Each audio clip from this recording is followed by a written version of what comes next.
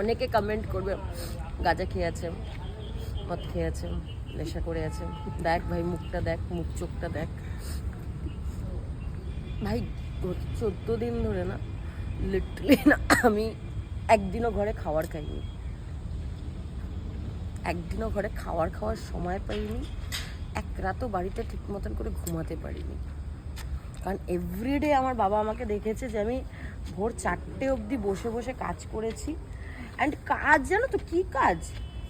Planning. আমি পারবো তো, আমার দ্বারা হবে তো, আমি যদি এটাকে করি তো কীভাবে করতে হবে। কারণ একটা ফুটপাতে দোকান চালানো, একটা পাইস হোটেল চালানো, একটা ধাবা চালানো অ্যান্ড একটা রেস্টুরেন্ট চালানো প্রপার ওয়েতে। কারণ এরপরে আমাকে এতদিন ব্যাপারটা এরকম ছিল যে লোক খাচ্ছে, টাকা দিচ্ছে, চলে যাচ্ছে, বাজার করছি, রান্না করছি, খাচ্ছি, ঘুরছি, উড়াচ্ছি, শেষ। এখন with bill, with protocols. Of course আমাদের দেশের কিছু সংবিধান আছে, কিছু আইন আছে, সেগুলোকে ফলো করে চলা। It's really tough.